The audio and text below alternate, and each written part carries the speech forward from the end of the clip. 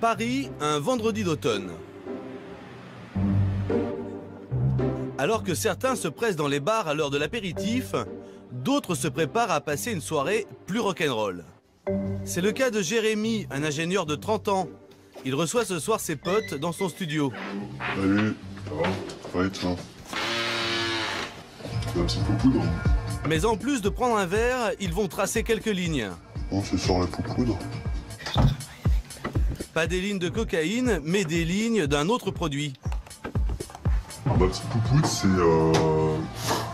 de la cocaïne qui a été achetée par un dealer lambda, qui n'est pas de très bonne qualité, et qui a été mélangée malencontreusement à de la méthylène. J'avais le récipient sous la main, il fallait que je remélange les deux, donc ça a été un petit peu mélangé. Et il se trouve que la méthylone peut se sniffer également. La méthylone, un nom de formule chimique qui désigne une de ces nouvelles drogues de synthèse au succès dévastateur. Elle peut se prendre par le nez ou s'avaler.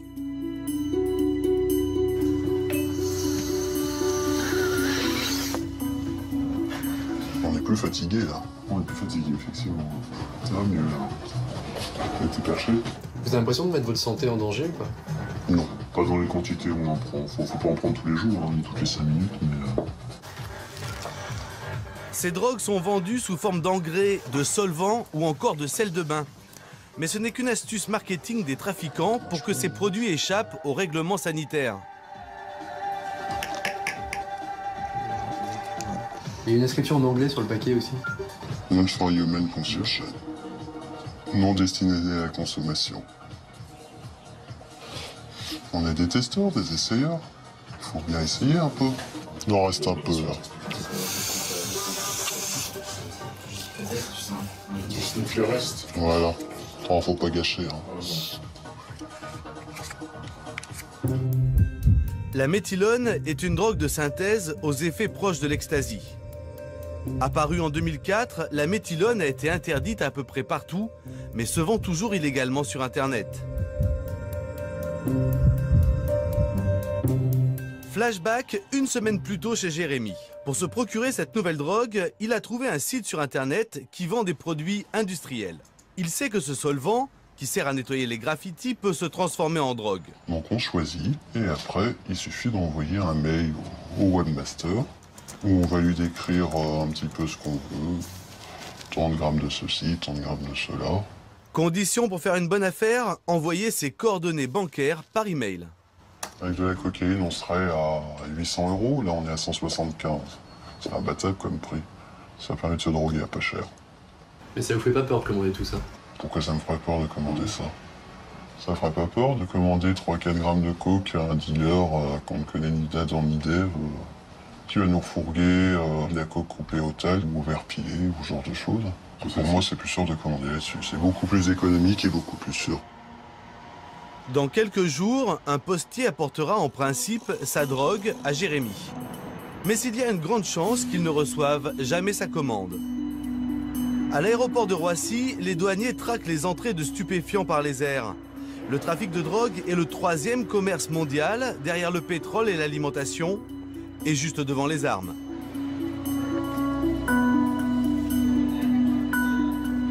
Pour les douaniers, pas facile de repérer ces nouvelles drogues qui se dissimulent facilement dans les enveloppes. Ce matin, Michel Horn, secrétaire général des douanes de Roissy, vient vérifier quelles sortes de drogues ont été saisies à la poste de l'aéroport. Comme tous les jours, des dizaines de colis sont examinés. C'est quoi ça? Je pense que c'est de l'herbe. C'est de l'herbe, ouais, ça sent, hein? Ça sent bien, hein? Et ben voilà, gagné. Il y a même des noms. De l'herbe dans un DVD, pas dur à trouver.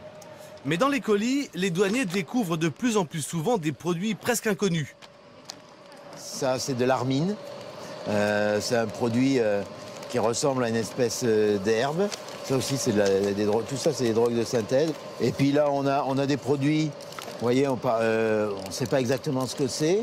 Ce qui est sûr, c'est que c'est des produits stupéfiants, mais bon, on va les envoyer au laboratoire pour avoir plus de certitude. Et ben là, il y a même l'explication, vous voyez, comment le faire, comment le prendre, comment le consommer. Un bad trip, stop, don't panic, relax and recover. C'est quoi? C'est une sélection de paquets que vous avez fait exprès pour nous ou c'est un jour comme ça? Non. Vous n'étiez pas prévu de venir ici. Alors vous voyez, c'est des quantités qui sont trouvées vraiment tous les jours.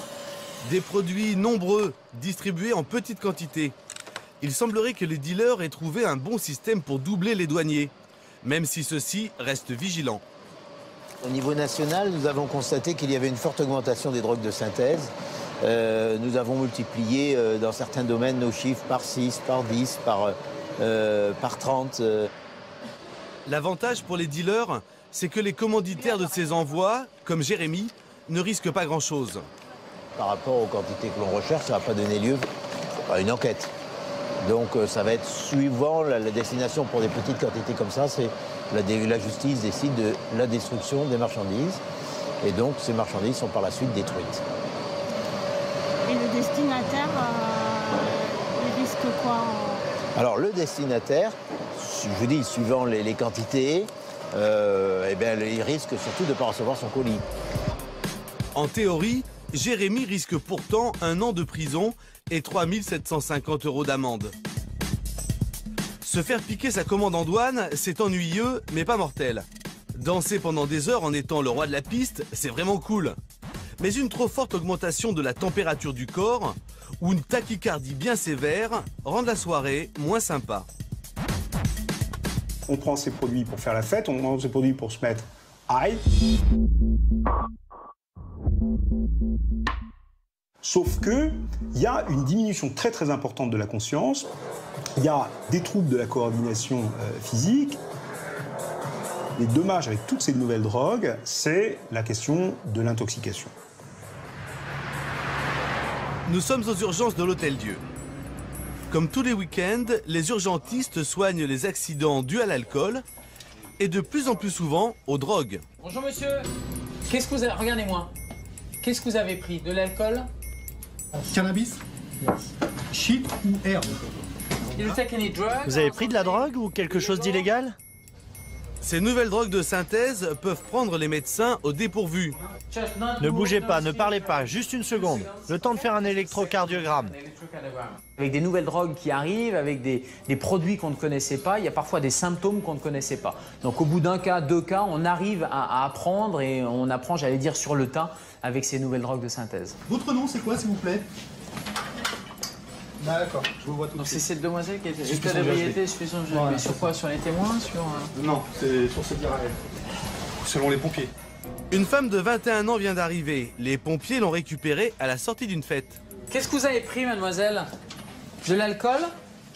Vous avez pris de l'alcool? Et puis quoi? Vous avez pris des drogues? Oui, un petit peu. Un petit peu. Et alors pourquoi vous êtes dans cet état? Parce que J'ai quoi? GHB. GHB? Ah, vous avez pris du GHB? Non. C'était à quelle heure, vous vous rappelez? Oui. C'était à quelle heure? C'est où le 14e? 14e arrondissement? Ouais, là, l'interrogatoire est typiquement pas fiable. C'est-à-dire qu'on est sur quelqu'un qui dit oui, qui dit non, qui répond pas aux questions. Donc on va accrocher simplement des éléments d'interrogatoire. Et un des éléments d'interrogatoire fiable, c'est ce mot GHB qui vient pas de nulle, voilà, il vient pas de nulle part. Elle l'a pas inventé. Donc... Allez, aidez-moi là.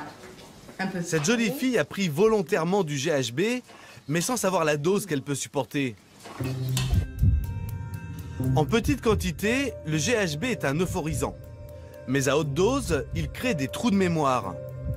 La drogue du violeur, comme on l'appelle, était rajoutée en cachette dans des verres d'alcool dans les années 90, d'où sa très mauvaise réputation.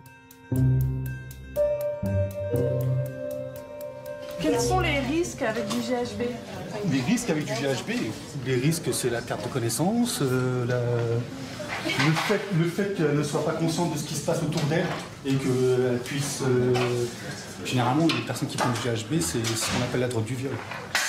Donc les risques, c'est associé à tout ça. C'est surtout le fait de perdre conscience, de ne pas avoir connaissance de son état et de faire n'importe quoi. Allez, essayez de vous réveiller un peu là. Ouais, vous êtes fatigué? Le GHB et le GBL sont de la même famille. Ce sont des molécules très proches. Le GBL est un nettoyant pour jantes aluminium.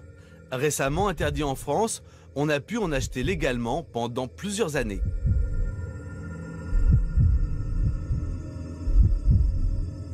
En fait, quand vous ingérez du GBL, il se transforme en GHB dans votre corps et ça donne les effets du GHB.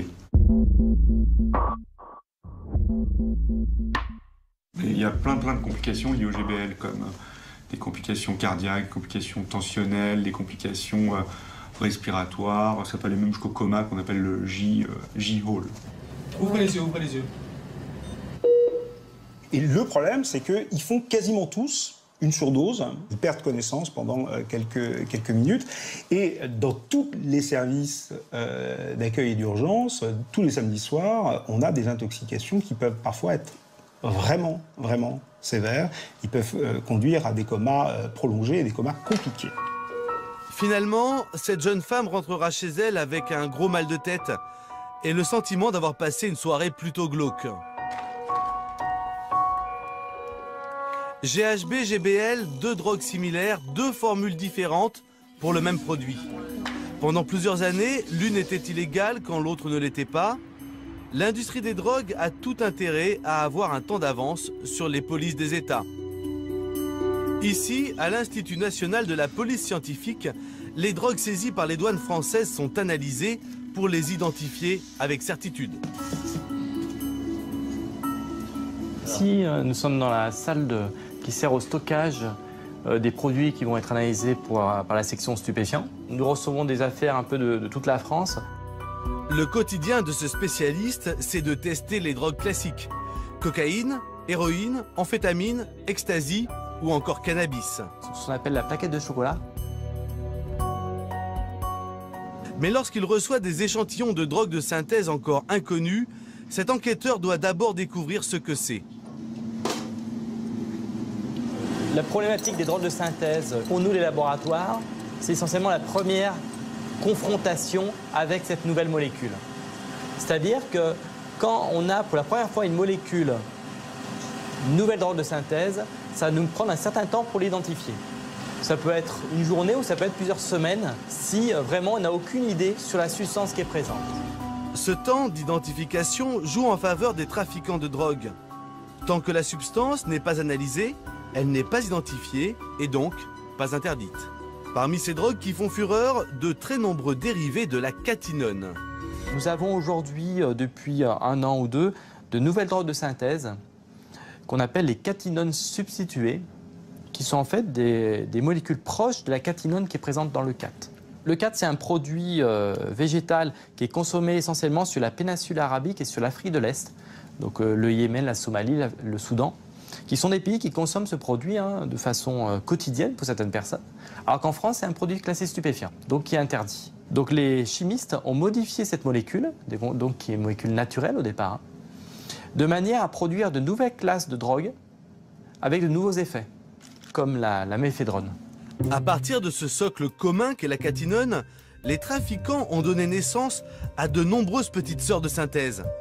Avec une composition chimique proche, mais un peu différente, ces drogues ont changé de nom, d'effet et surtout de classification légale. Les dangers pour toutes les catinones synthétiques, c'est à peu près les mêmes. C'est des troubles cardiaques, des troubles respiratoires, des troubles digestifs, des maux de tête, des comas. Ça, c'est sur le plan de la santé physique. Et sur le plan psychiatrique, il y a des risques de dépression, de tentatives de suicide et d'épisodes délirants et de bad trip. Au sein de cette famille de dérivés de la catinone, la plus tristement célèbre de toutes est la méphédrone.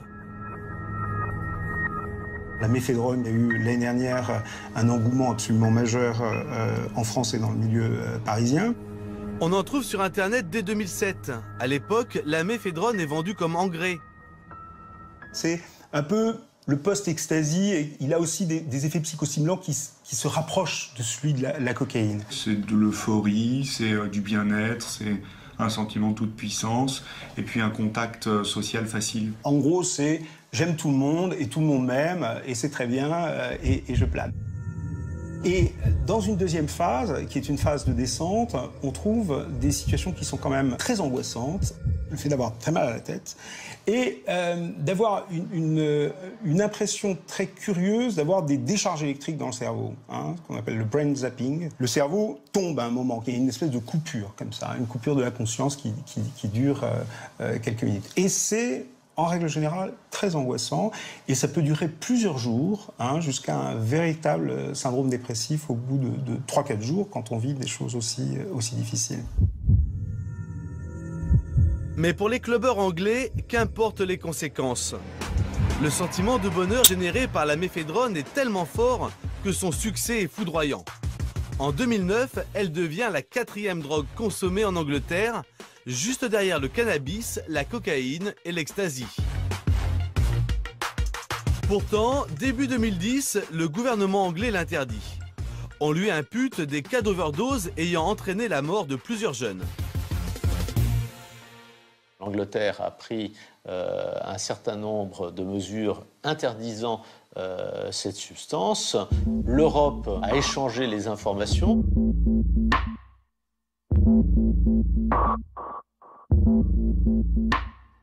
Et c'est à la suite de cet échange que la France a décidé d'analyser les conséquences de la consommation de ce produit et a décidé ensuite, très peu de temps après les Anglais, de classer comme produit stupéfiant la méphédrone.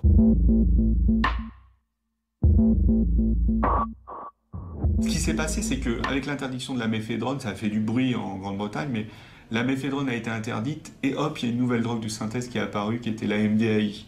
Donc comme ça, il y a une espèce de marketing sauvage sur Internet par ces labos clandestins. Facile, les trafiquants n'ont qu'à changer une seule des lignes de la formule chimique pour créer une toute nouvelle drogue. Londres, la ville d'Europe où l'on consomme le plus de drogue pour faire la fête. Et même si la méphédrone a été interdite en 2010, on en trouve encore à tous les coins de rue. Dans le quartier de Camden, il suffit de rentrer dans le premier magasin venu pour trouver toutes sortes de drogues, dont de la méphédrone. Je veux des party pills pour faire la fête. Ah oui, j'en ai des très bonnes. De la pipérazine, ce sont des pilules? Ouais, c'est très très bien. C'est quoi les effets? Est-ce que je vais rire? J'ai besoin de rire. Ah ouais, c'est très fort, tu vas bien t'amuser. Ok. C'est combien? 20 livres. 20 livres? Est-ce que c'est dangereux? Non. Et vous avez de la méphédrone? Ouais, j'en ai aussi.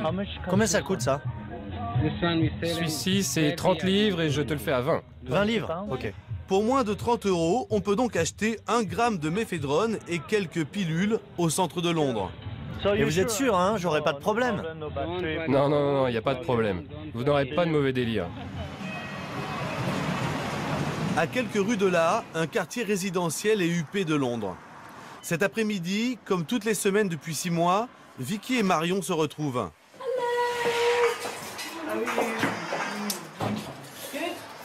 Allez, rentre. Ces deux femmes ont un triste point commun, leurs filles sont mortes après avoir pris de la drogue en soirée. C'est une belle photo de Louise.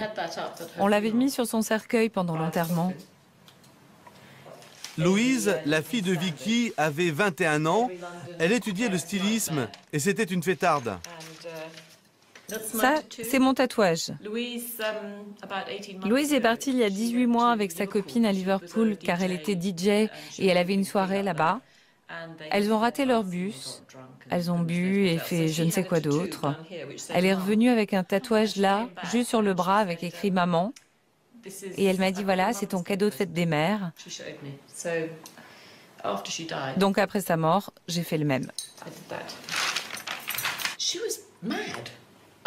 Elle était folle, mais dans le bon sens. Elle était juste exubérante et extravertie. Elle faisait des dessins de mode adorables. Le jour où elle est morte, elle était avec des amis et ils fêtaient son entrée à l'université. Et les autres personnes avec qui elle était, je l'ai appris par la suite, étaient tous de très gros consommateurs de kétamine. La kétamine est un anesthésiant pour cheval. Légèrement dosée, c'est une drogue de soirée populaire qui se sniffe et donne l'impression d'être dans du coton.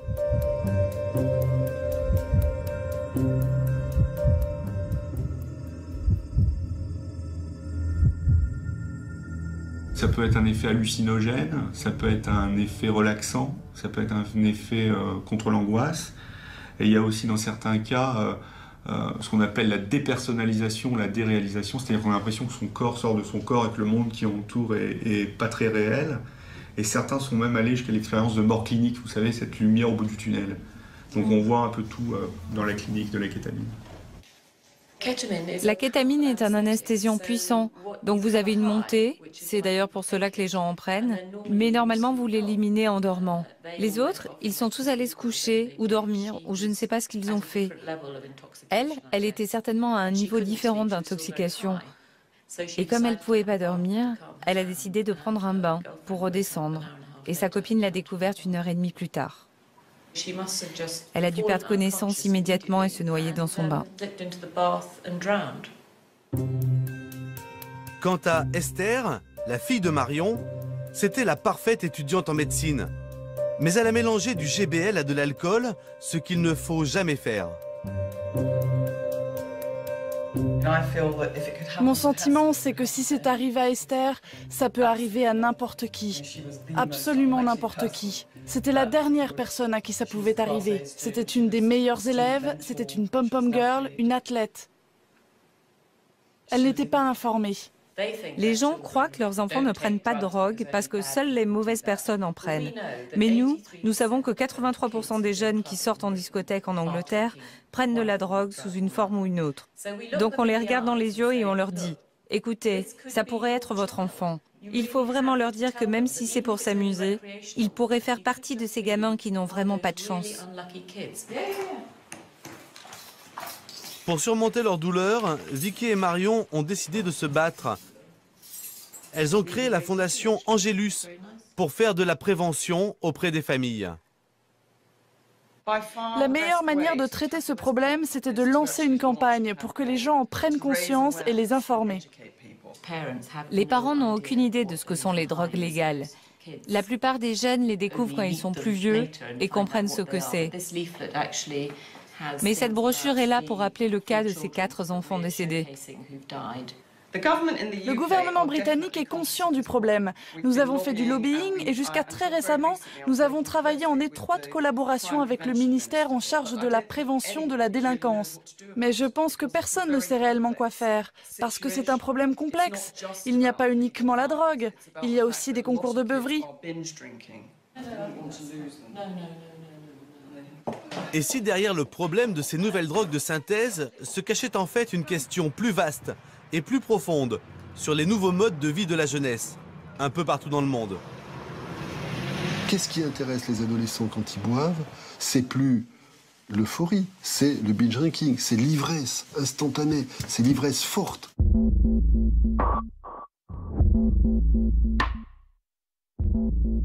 Ces deux choses-là, l'intensité et de l'instantanéité, sont des valeurs qui font le prix de cette expérience.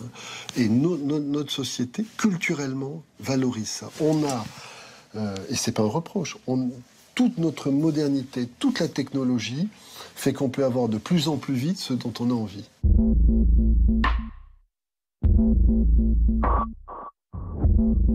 C'est ce qui explique d'ailleurs qu'aujourd'hui, les conduites addictives ne se résument pas à des jeunes qui y rentrent par la psychopathologie, mais concernent maintenant des personnes qui y rentrent par une attractivité culturelle, parce qu'ils cherchent ce sentiment hédoniste, ils cherchent ce sentiment de plénitude, parce qu'il est devenu une espèce de culture de base. Et parmi les lieux où cette culture de base s'exprime, les technivals. Lors de ces immenses rassemblements festifs, les DJ déversent une techno hardcore depuis des murs de son durant plusieurs jours. Un véritable marathon de la trance.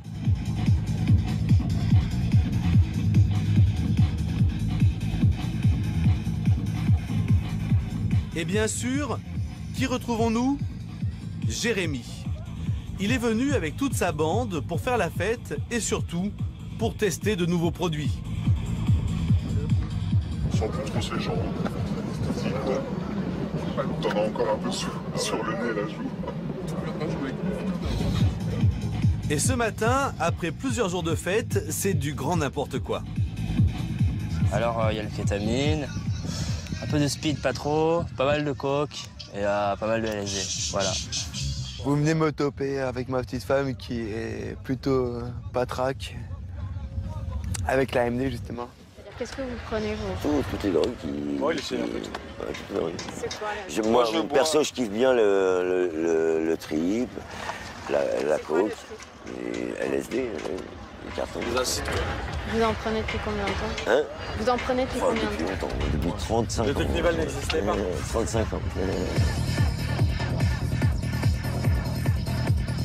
Si certains continuent à s'éclater, d'autres accusent en revanche une grosse fatigue.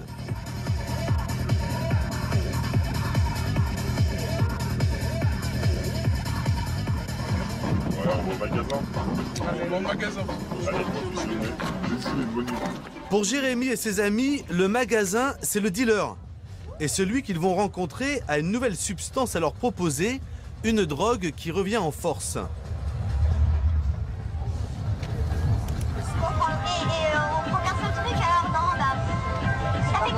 De CB? Ouais. Ah, bah, c'est de la mescaline synthétique. C'est quoi? Vous avez goûté de la mescaline? Non. Non? La mescaline, c'est violent. La mescaline est une drogue hallucinogène mythique, tirée du peyote, un cactus d'Amérique du Sud. Le dérivé synthétique de la mescaline, la 2CB, est une drogue qui remonte aux années 70. La 2CB fait actuellement un retour remarqué. Malgré l'attrait de la nouveauté, Jérémy et sa bande restent méfiants face à ce produit réputé puissant. Le dealer sort alors un argument commercial imparable. Avant, c'est une multiplication de drogue aussi. Ça veut dire, si tu prends de la clé, c'est français. Ah ouais. Je te laisse voir, tu vois ce que je veux dire? Non, on prend de la CB ou on prend de la MD alors? Ouais, on prend tout comme ça, et on va pareil. C'est bien pour en dire. Les deux produits, tu vas péter un câble. Ah ouais, ok. C'est écrit dessus. 80 € pour un gramme de MDMA et de 2CB. Pas sûr que ce soit une bonne affaire. Pendant leur séjour, Jérémy et ses amis auront pris 8 sortes de drogues différentes. C'est cette consommation multiple qui inquiète. On a affaire à un usager du monde hyper moderne qui prend différentes substances à différents moments en fonction de différentes humeurs ou contextes de vie. Ce sont des dépendants à la cocaïne, des abuseurs de GBL, et ils vont expérimenter la méphédrone en fumant du tabac et des joints. Donc on est dans des combinaisons de polyconsommation et pour certains même de polydépendance. On est vraiment dans l'ère, dans la mode de la polyconsommation. Un produit pour accentuer les effets d'un autre produit, pour diminuer les effets de descente d'encore un autre produit, etc., etc. C'est une vraie chimie. Les apprentis chimistes.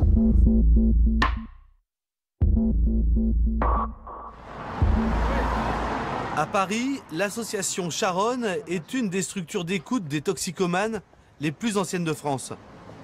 Ce matin, Christian Bullard a rendez-vous avec Charlotte, une polytox. Bon, on va commencer par les consos. Vous en êtes où actuellement? Actuellement, on va dire que mes consommations se limitent au LSD, à la kétamine. Le speed, j'en prends plus trop. La coke, c'est cher, mais bon, si on peut en avoir, c'est cool. Mais c'est vrai que moi, mes deux petits points faibles, c'est le LSD et la kétamine. Et vous les mélangez? Ouais, ça m'arrive, souvent. Charlotte, 20 ans, a commencé à prendre des drogues dans des raves. C'était il y a 4 ans. Elle n'a jamais décroché, notamment du LSD, un hallucinogène.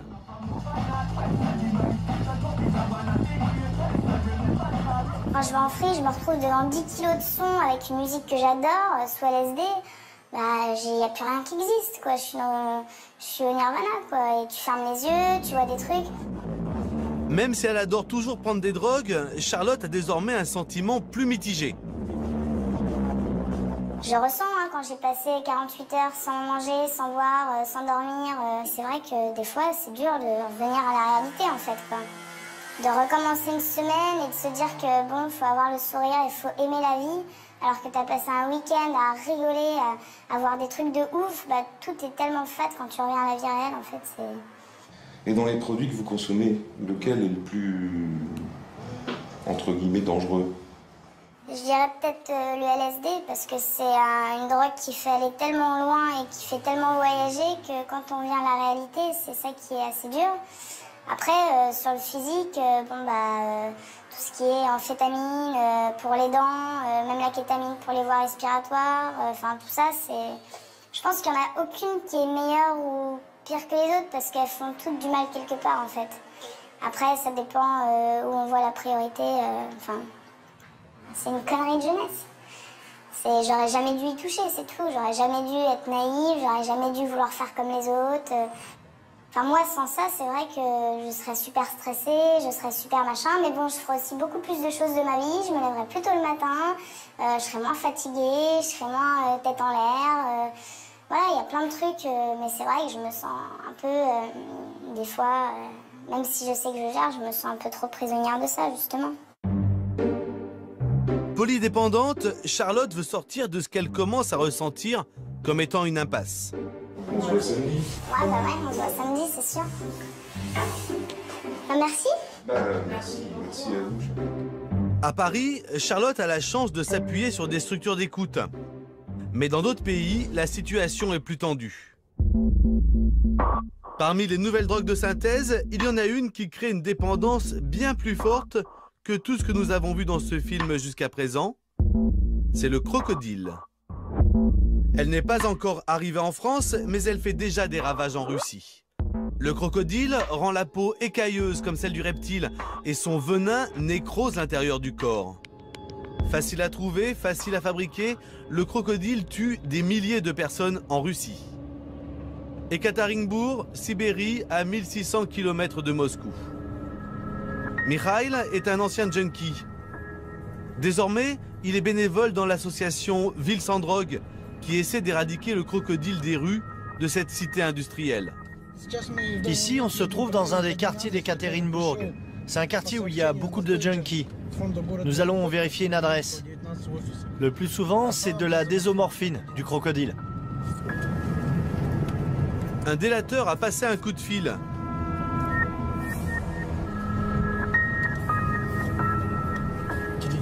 Je pense que c'est par là. Mais nous sommes au 37 et on cherche le 41. Quelque part dans ces barres d'immeubles, l'informateur a senti l'odeur écœurante de la préparation du crocodile. Pour prouver la gravité du problème aux autorités, Mikhail filme tout ce qu'il voit. Dites-moi ce que vous avez remarqué. Vous avez senti des odeurs? Oui, je suis gênée par l'odeur, ça sent l'acétone et l'iode. Il y a aussi des allées et venues de groupes de junkies. En plus, ils jettent les seringues et toutes leurs saloperies dans les parties communes, juste là où nous lavons la vaisselle. Il y a des seringues qui traînent partout avec du sang. Appelé par Mikhail, la police arrive 15 minutes plus tard. C'est cette porte-là? Pour pouvoir entrer, une complice va tendre un piège grossier. Bonjour, c'est le service municipal. J'ai besoin d'une signature pour une quittance. Qui est là? Ouvrez, s'il vous plaît.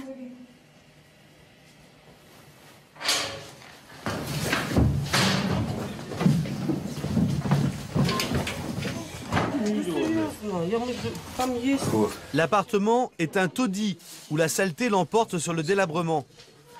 Les 4 personnes sont tétanisées. Toutes savent qu'elles risquent la prison. Ils étaient en train de se piquer quand on est arrivé. C'est ça les seringues avec lesquelles ils se shootent. Voilà la drogue.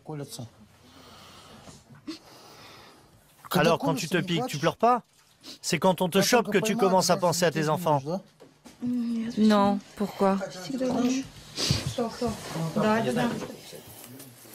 Revenu lui-même de l'enfer de la drogue, Mikhail n'est pas tendre avec les 4 junkies. L'interrogatoire qu'il filme pour le compte de l'association est brutal.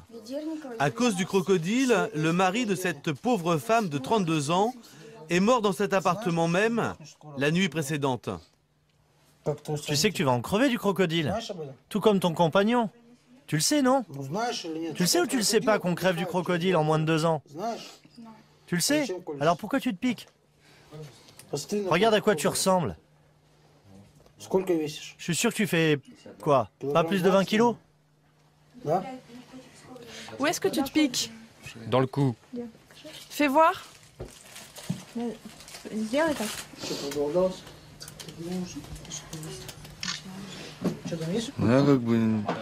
Moi, c'est comme ça de temps en temps. Je sais pas pourquoi je prends du crocodile. Ça fait pas un effet très longtemps. On peut recommencer souvent parce que le crocodile ne coûte pas cher. On n'a même pas le temps de penser aux saloperies qu'il y a dedans. Tout le monde meurt. Personne ne reste en vie. Mais quel est ce venin mortel? À côté des seringues, une tablette de codéine, un médicament antidouleur qui contient de la morphine, mais aussi des bouteilles de plastique qui sentent l'essence. C'est avec ça qu'ils fabriquent le crocodile. Après la première injection de cette drogue, l'espérance de vie est d'environ 2 ans. En fait, le corps ne peut pas évacuer la drogue. Le produit reste dans le sang et l'organisme commence à pourrir de l'intérieur. Il se décompose. On l'appelle le crocodile parce qu'il nous dévore de l'intérieur. Accros, ils connaissent les risques mais ne peuvent décrocher. Ils vont tous les 4 être placés en garde à vue. La propriétaire de l'appartement, considérée comme étant le receleur, risque 2 ans de prison.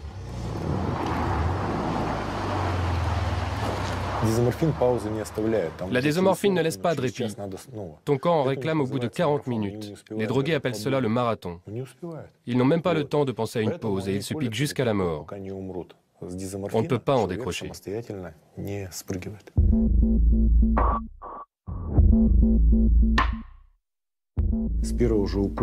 Avec la première injection, le système immunitaire est bousillé et on peut mourir de n'importe quoi.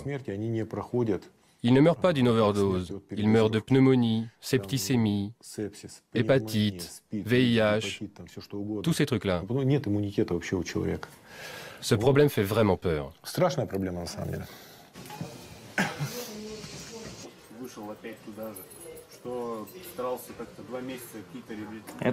Ça, c'est des marques à cause du crocodile. Ça fait 2 mois que ça ne guérit pas. C'était encore plus gros avant. Là, ça commence à aller mieux. Je me piquais à cet endroit. Je me suis fait un fixe. Ça s'est infecté. On va m'opérer. Bien souvent, la seule solution est l'amputation. Selon les associations de lutte contre la drogue, il y aurait 2,5 millions d'utilisateurs de crocodiles dans toute la Russie. Il faut dire qu'entre la Russie et la drogue, c'est une longue histoire. La Russie est le premier consommateur mondial d'héroïne qui provient d'Afghanistan. Mais depuis que le prix de l'héroïne a flambé, les accros ont trouvé cette nouvelle drogue. Le pire, c'est que le crocodile n'est rien d'autre que la transformation artisanale de médicaments en vente libre dans les pharmacies. Tiens, regarde, une bande de junkies qui vient d'acheter des médicaments. On voit bien que ce sont des junkies.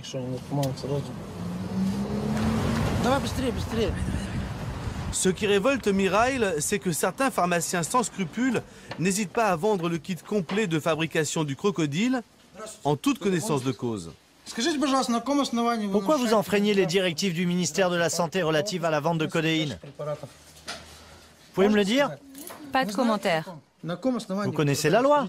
Alors pourquoi vous venez de vendre 3 boîtes à ce monsieur? Je ne vais pas surveiller tout le monde. Vous savez pourquoi ils achètent ces médicaments? Non. Mais si, vous le savez parfaitement. Reprenez vos médicaments, les seringues et l'iode. Ils savent que les jeunes se tuent avec ça. Ils le font exprès de le vendre. Ce sont des assassins. Et si votre enfant s'était rendu en pharmacie et s'était procuré des médicaments, comment auriez-vous réagi? Quel est le rapport avec mes enfants? Je n'enfreins pas la loi. Bon, promettez-moi d'être plus vigilante la prochaine fois. On pourrait faire fermer votre pharmacie, hein. Au revoir. Des menaces en l'air. Mirail n'a aucun moyen légal pour empêcher la pharmacienne de vendre de la codéine sans ordonnance. La décision relève du gouvernement qui traînerait des pieds. L'industrie pharmaceutique fait tout pour produire et vendre un maximum de produits à base de codéine avant que la loi ne change. Le Premier ministre actuel pourrait résoudre ce problème en un seul coup de fil. Juste un coup de fil. En attendant une hypothétique interdiction, le crocodile continue de faire des ravages en Russie. Un homme a accepté de nous montrer comment il fabrique cette nouvelle drogue chez lui.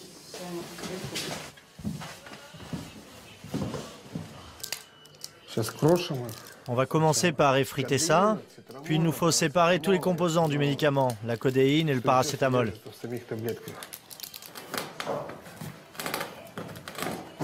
Comme un apprenti sorcier moderne, après avoir broyé les médicaments qu'il vient d'acheter en pharmacie, Iya rajoute de l'essence. Vous avez bien entendu, de l'essence. On va aller chauffer ça dans la cuisine. Et on attend un peu, le benzène chauffe assez vite. Quand le benzène sera bien chaud, on secouera pendant 7 minutes. Tu connais les dangers du croco? Oui, je sais ce que ça fait. Les gens commencent à pourrir de l'intérieur. Ça attaque le foie, les reins. Ça cause des problèmes de pression artérielle. Puis je crois qu'à la fin, ça attaque le cœur.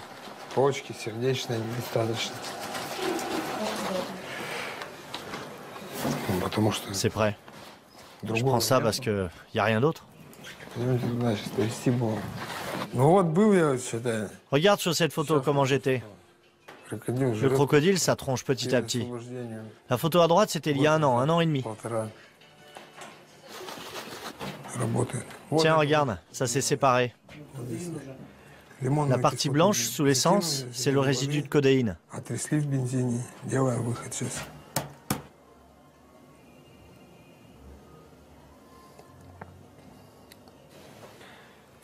Tu vois là, c'est de la codéine pure. Tous les surplus ont été enlevés. Une fois chauffé, cela a la forme d'une croûte. On gratte et on verse la poudre dans une fiole. Iya vient de séparer les molécules de codéine, il va les mélanger avec du soufre. Regarde, on va mettre la boule de soufre.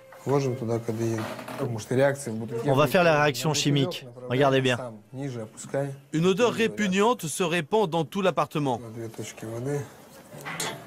Ça sent comme dans les toilettes publiques. L'odeur vient de là. Exactement comme aux chiottes.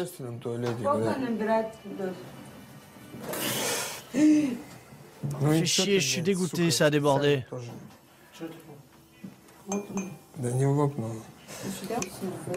La recette du crocodile est bien entendu plus compliquée à préparer que ce que vous avez vu. Dans ces conditions d'amateurisme total et sans aucun contrôle sur les dosages, les risques d'overdose sont énormes.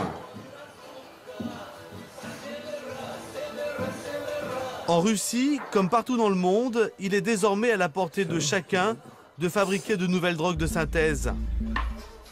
Quand ce ne sont pas les trafiquants qui contournent la loi, ce sont les drogués qui trouvent par eux-mêmes les moyens de se détruire.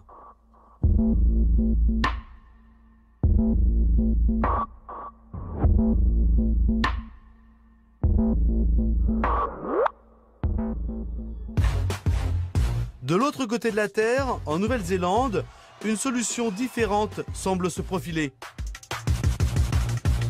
Là-bas, un adulte sur 2 avoue consommer de la drogue. Mais attention, pas de crocodile, ni de méphédrone, encore moins de GBL ou de cocaïne. Mais ce qu'ils appellent des legal highs, c'est-à-dire des pilules complètement légales. Et ces pilules sont en vente dans des magasins ouverts à tous.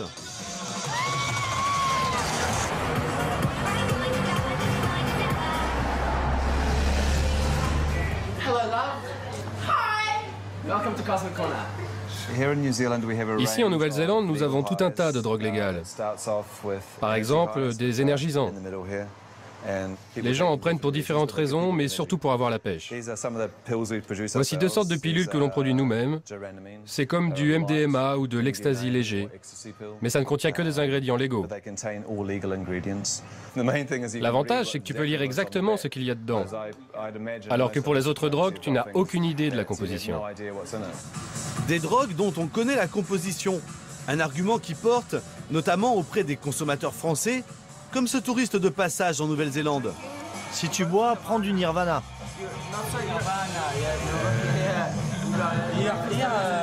En France, si tu prends des pilules, c'est la tôle. Et si tu étais président, tu légaliserais? Mais bien sûr. Chacun a le droit de faire ce qu'il veut, bordel. Moi, j'ai eu l'occasion d'essayer un peu ce qui se faisait en Nouvelle-Zélande et les formules ne sont pas cachées. Et en France, qu'est-ce qui se passe? En France, c'est une question de business. Donc, la personne, elle va prendre des extasies, elle va l'acheter à un certain prix, elle va essayer de le couper, elle va aller en acheter de mauvaise qualité qui sont blindées de conneries. Et le jeune, il a envie de faire la fête. Donc, de toute façon, à un moment donné, il va pas réfléchir à... il va pas avoir un labo de toute façon pour tester les produits. Donc, il va avoir envie d'y aller, il y va, il le fait. Et c'est tout. Donc au moins là, ça a l'avantage d'être clair. Même si je garantis pas que ça soit 100% bon pour la santé, chacun fait ce qu'il veut, quoi. L'inventeur des drogues légales, c'est ce rocker qui se prend pour David Bowie, Matt Bodden. Dans ses clips, il se voit en sauveur de l'humanité.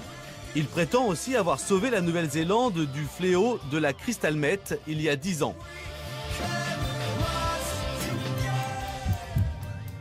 La crystal meth, une amphétamine qui remonte aux années 60, qui a disparu et qui a réapparu. Ses effets sont dévastateurs, comme vous pouvez le voir sur ces images avant, après.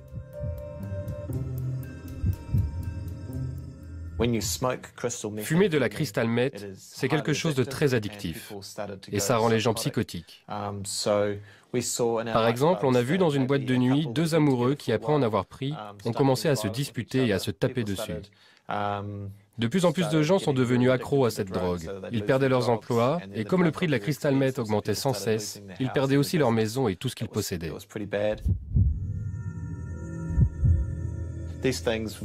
Ça m'a amené à la conclusion que si on avait des drogues plus saines dans notre pays, il y aurait moins de morts et les consommateurs ne seraient jamais fous et jamais accros. Donc j'ai demandé à des chimistes de fabriquer une drogue qui pourrait remplacer le crystal meth et qui n'entraînerait pas de dépendance et ne ferait pas de dommages au cerveau et aurait très peu de chances de causer des morts par overdose. Et ces Party Pills ont rencontré un énorme succès. En 8 ans, plus de 26 millions de Party Pills auraient été vendus sans aucun mort recensé. Ok, on pourrait avoir celle à $30 ? Tu veux celle où il y a les 4 pilules dans le paquet?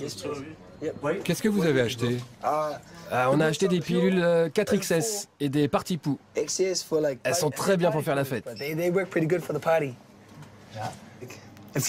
Quand je suis sobre, je n'arrive pas à parler aux filles. Avec ça, ça t'aide à le faire. C'est quoi ça? Je le prends par le nez? Hey, je peux le sniffer? Non, ça doit brûler le nez, hein. Drogue légale.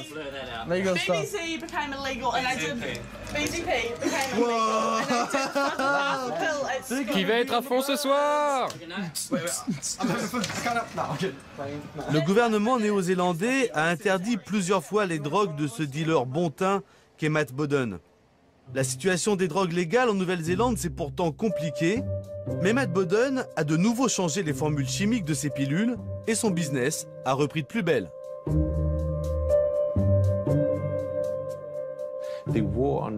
La guerre contre la drogue ne peut pas durer. La technologie évolue si vite que de nouvelles drogues sont créées tous les mois. Et si on n'autorise pas la vente de produits plus sûrs sur le marché, toutes les drogues, y compris les plus dures, s'achèteront au marché noir et les consommateurs n'auront accès qu'à celles-ci. Moi, je crois qu'il faut changer notre logiciel de prévention parce qu'il est plus adapté à la réalité. parce qu'on voit bien avec ces nouvelles drogues comment il y a une accessibilité majeure des produits qui passent complètement sous le contrôle de qui que ce soit. La difficulté qu'on a en France, c'est de sortir d'une vision un peu idéologique et d'accepter de regarder la totalité du champ des problèmes posés par les addictions. Moi je vais avoir un discours qui, pour un médecin, tant pis, va être très économique. C'est hallucinant de voir l'argent qu'on perd à ne pas faire un contrôle d'État de la vente du cannabis, de la cocaïne et de l'héroïne. L'État récupérerait un argent important, qu'il faudrait d'ailleurs, bien évidemment, investir immédiatement dans les stratégies de prévention, les stratégies de réduction de risque et les stratégies de traitement des sujets qui en deviennent dépendants. Même si pour certains, la fête est plus drôle avec des drogues, leurs effets néfastes ne se limitent pas aux problèmes physiques, aux bad trips ou aux redescentes douloureuses. La drogue altère notre jugement et ce n'est souvent qu'une rustine qui évite de se confronter aux vrais problèmes. Face à cette industrie puissante, imaginative et en plein essor, les politiques publiques devraient faire le constat de leur échec. Ces nouvelles drogues, avec leurs nouveaux modes de production et de distribution, sont en train de changer durablement la donne. Un peu partout dans le monde, des voix demandent l'ouverture d'un débat et une nouvelle approche sur la question de la drogue. Et aucune société moderne ne devrait en faire l'économie.